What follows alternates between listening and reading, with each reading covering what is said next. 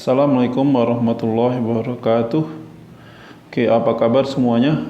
Semoga kalian dalam keadaan sehat walafiat dan tetap semangat untuk belajar. Oke, baiklah, kita hari ini akan membahas tentang optik ya. Ini optik pelajaran kelas 10 ya. Nah, di sini langsung kita lihat beberapa soal ya. Kita mulai dari yang pertama ini untuk yang sebuah benda diletakkan di muka cermin cekung. Nah, ini cerminnya cekung yang mempunyai jarak titik api ini, titik fokus atau titik api sebutannya itu 12. Nah, kalau dia cekung berarti positif tandanya.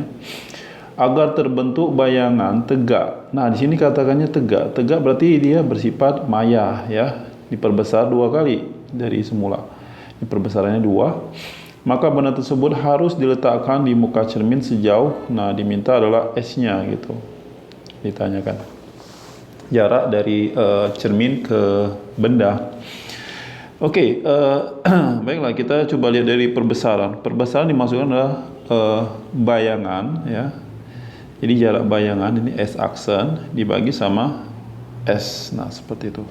Nah, di sini katakan 2. Nah, kalau 2 ini S aksen kalau dia maya, ini kan tegak berarti maya, dia harus bertanda ya negatif ya. Jadi kita bisa buat sini ini 2 sama dengan S aksen per S atau S aksen sama dengan minus 2S. Oke.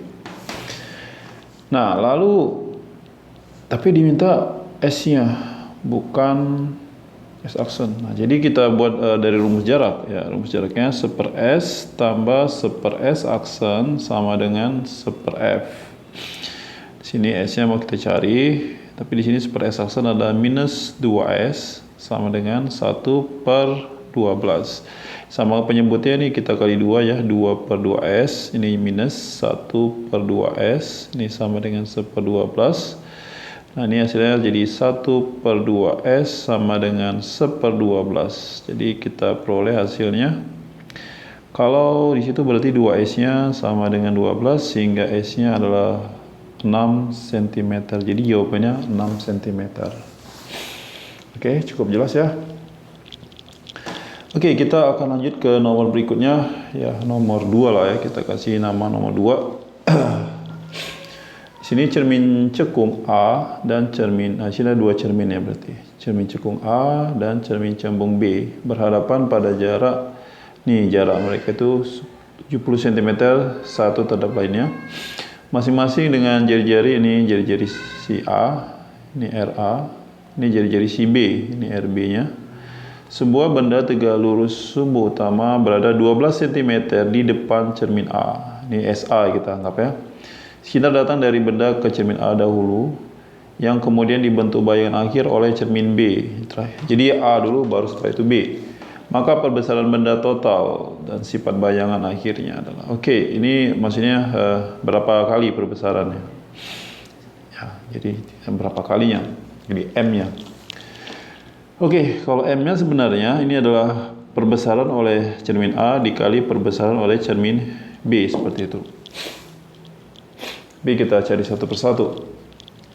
Untuk yang pertama, ini kita coba ilustrasikan gambarnya. Ini ada 2 cermin seperti ini. Ini terpisah pada jarak 70 cm. Nah, seperti ini. Dikatakan,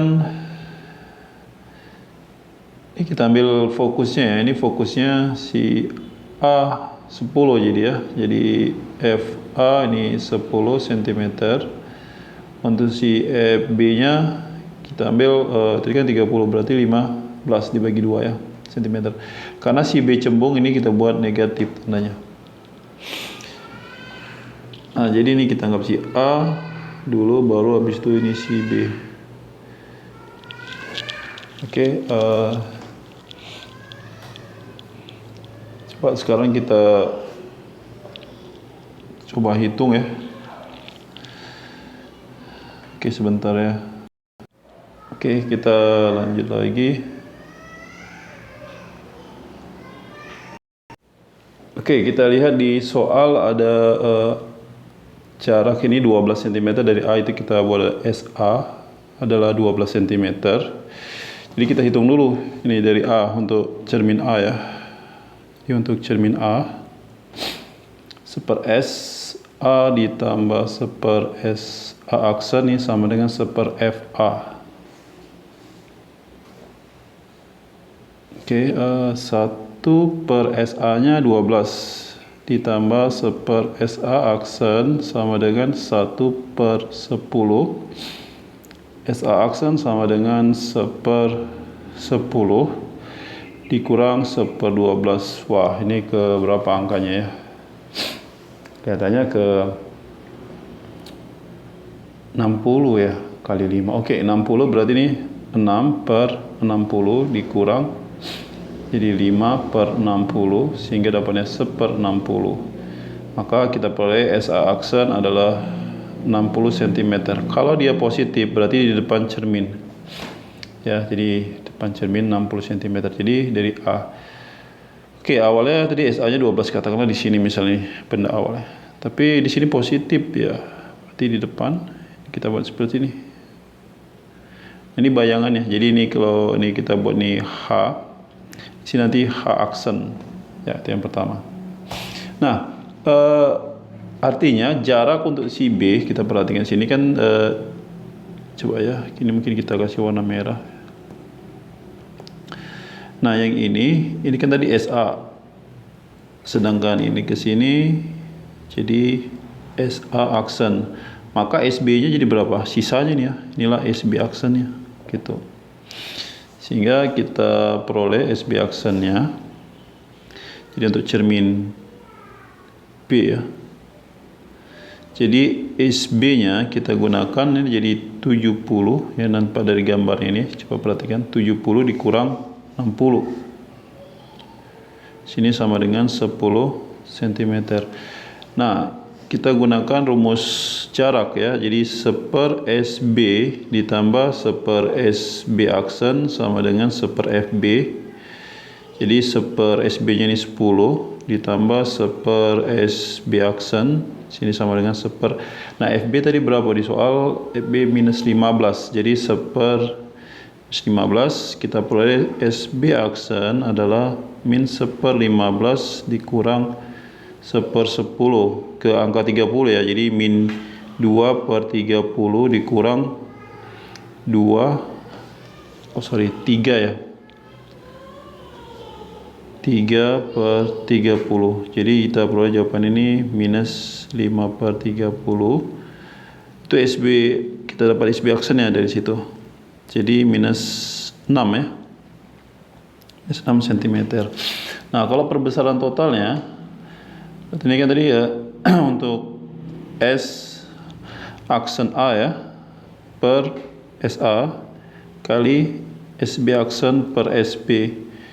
Nah, SA aksen tadi 60, kita bagi tadi jarak awalnya itu 12 ya. Ini jadi 12 dikali ini minus 6. Jadi 6/10.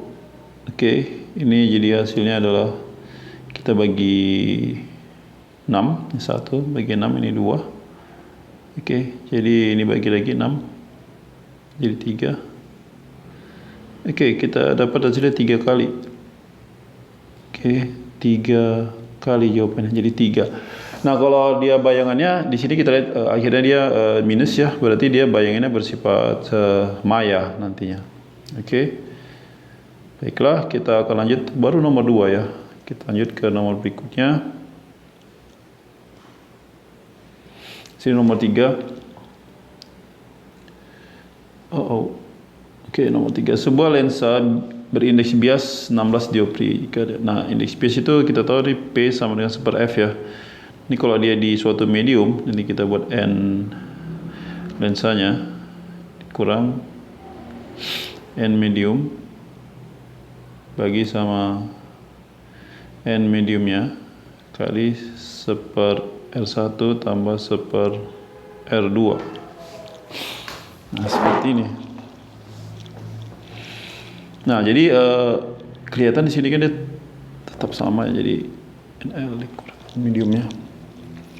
Nah, ini kan nggak akan berubah si R1, R2 di udara sama di medium juga nggak berubah, tapi yang berubah adalah indeks bias medium. Oke, jadi kalau dia dicelupkan ke dalam air, ini awalnya 16 dioptri.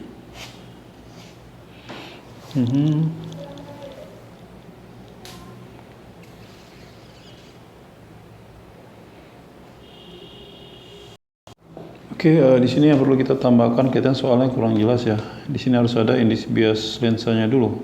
Kita ambil 1,5 ya. Oke, jadi P udara kita bandingin sama P ketika dicelup di dalam air. Nah, di sini kita buat lensa ini 1, kalau medium udara itu 1 ya. 1 dibagi ini 1,5 dikurang, kalau air itu biasanya 4/3 ya, jadi 4/3.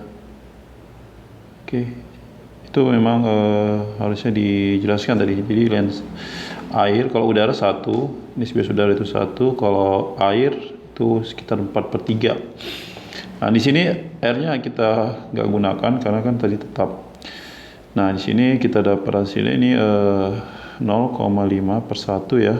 Sedangkan yang bawah ini kan bisa jadi 1,3/2 dikurang 4/3 dibagi 4/3. Di udara tadi katakan 16 ya. 16 per P indeks bias dalam air, ini sama dengan 0,5/1 dibagi sini 0/3 jadi 6.